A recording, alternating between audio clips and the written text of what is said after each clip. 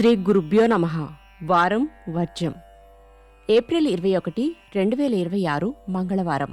శ్రీ పరాభవ నామ సంవత్సరం వైశాఖమాసం ఉత్తరాయణం వసంత ఋతువు శుక్లపక్షం అశ్విని కార్తె. పంచమి రాత్రి 1:22 వరకు. నక్షత్రం మృగశిర. రాత్రి 12:01 వరకు. వర్జం ఉదయం 7:15 నుండి ఉదయం 8:43 వరకు. దుర్ముహూర్తం ఉదయం 8:19 నుండి ఉదయం 9:02 వరకు.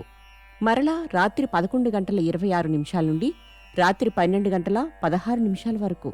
శుభ సమయం ఉదయం 6:30 నుండి 7 గంటల వరకు.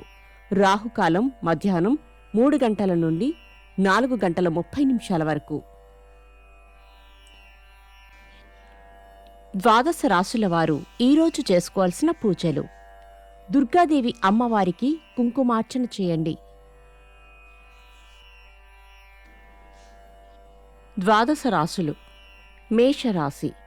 ఈరోజు అతిథి మర్యాదలకు అధిక ఖర్చులు చేస్తారు. సన్నిహితుల నుండి రహస్య సమాచారము తెలుసుకుంటారు. వృషభ రాశి.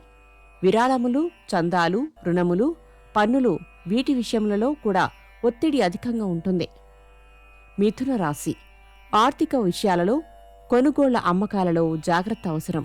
స్పెక్యులేషన్కు దూరంగా ఉండండి. కర్కాటక రాశి.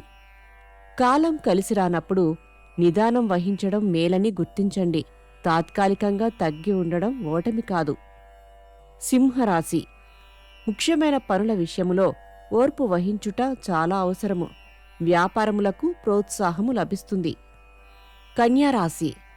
విదేశీ వస్తువుల ఆకర్షణ నుండి బయటపడుటకు జాగ్రత్తను వహించండి. ఉద్యోగులకు పదోన్నతులు. తులారాశి. మీరు తెలుసుకున్న సమాచారములో పొరపాటు జరిగి అవతలి వారిని అపార్థము చేసుకుంటారు.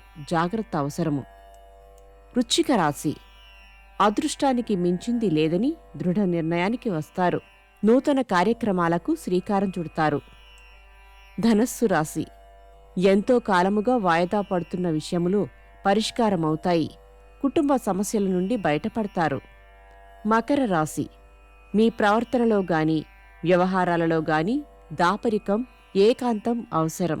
స్థిరాస్తి వివాదాలు తీరుతాయి. కుంభరాశి. ప్రభుత్వ, మున్సిపాలిటీ, కార్పొరేషన్లకు కట్టవలసిన పన్నులు సకాలంలో చెల్లించండి. ఒత్తిడి వచ్చే అవకాశముంది.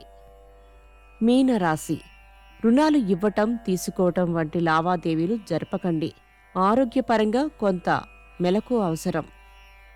నమస్కారం.